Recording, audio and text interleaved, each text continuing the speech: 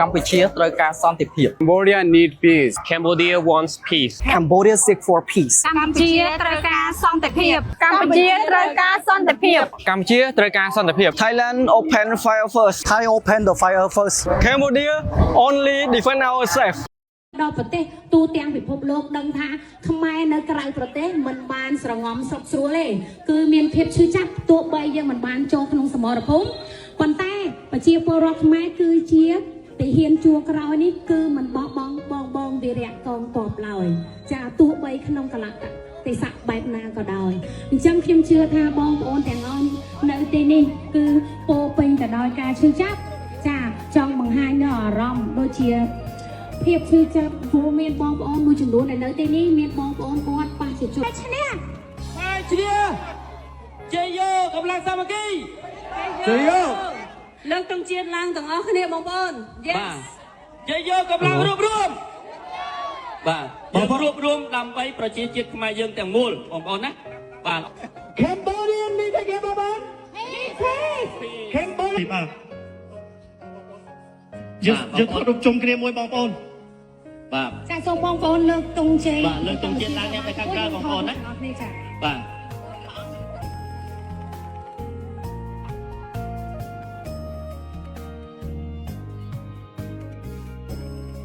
បាទតាមរយៈកម្រងរូបភាពនេះគឺយើង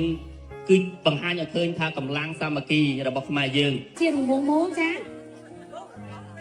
យើងមក we might together around the function so please stay behind the monks and we follow together បាទដំណើរដែលយើងបានបោះជំហាននេះគឺជាដំណើរនៃការរួបរวมដំណើរនៃការពួតដៃគ្នាឲ្យតែមានកម្មសិទ្ធិដើម្បីសន្តិភាព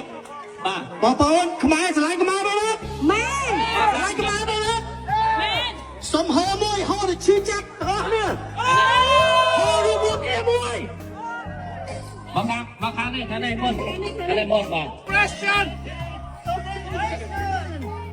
Hey Stop Thailand aggression toward Cambodia Stop Thailand dropping bombs in Cambodia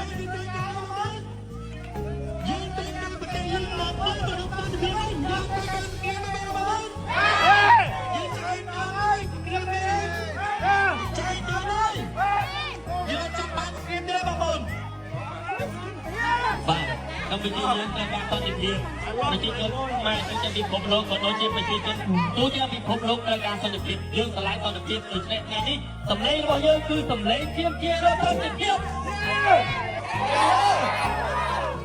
We demand peace for Cambodia We demand peace for Cambodia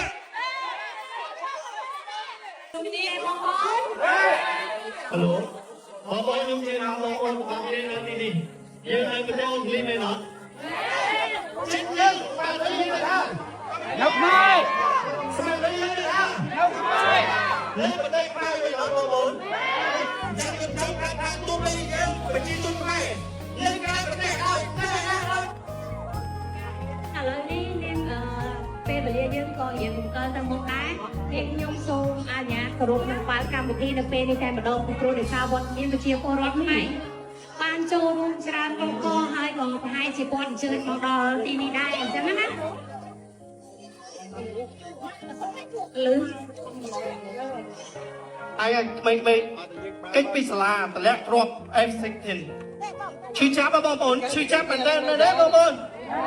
ឡូវជនភៀសសិតឡើងទៅដល់1លាននាក់ហើយបងប្អូនច្រើនមែនទេនេះមូលហេតុអីគឺមូលហេតុដោយសារកងទ័ពថៃយើងអត់ដឹងនយោបាយផ្ទៃក្នុងថៃយ៉ាងម៉េចទេរឿងប្រទេសថៃគឺរឿងប្រទេសថៃ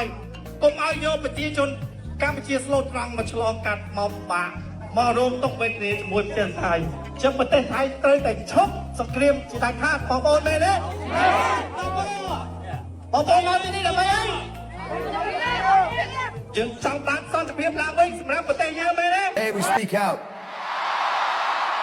because silence allows injustice to continue. Cambodia is a small nation, but we are a peaceful one. Our people want stability, development, and dignity, not conflict. Yet once again,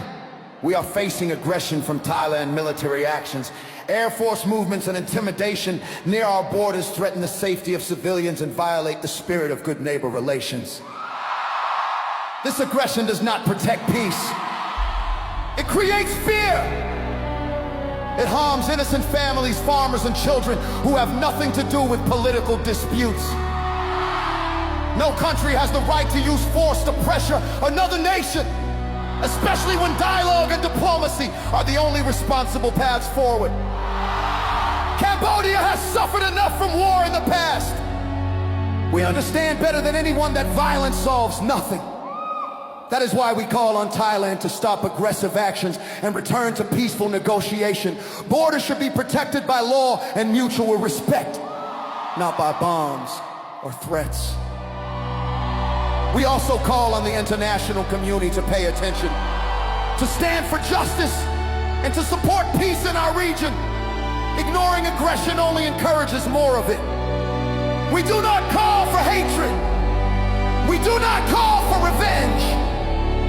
We call for peace, respect, and sovereignty. Cambodia wants to live as a good neighbor. We ask only one thing in return: respect our land, our people, and our right to live in peace. Thank you!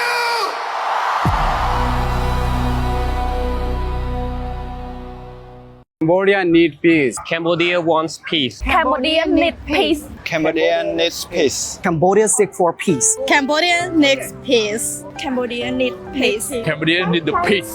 Only peace. Thai open the fire first. Cambodia only defend ourselves. Thailand open fire first. And Thailand is the one that seek for war. កម្ពុជាត្រូវការសន្តិភាព កម្ពុជាត្រូវការសន្តិភាព កម្ពុជាត្រូវការសន្តិភាព កម្ពុជាត្រូវការសន្តិភាព កម្ពុជាត្រូវការសន្តិភាព កម្ពុជាត្រូវការសន្តិភាព កម្ពុជាត្រូវការសន្តិភាព កម្ពុជាត្រូវការសន្តិភាព ថៃជាអ្នកឈ្លានពានកម្ពុជាមុន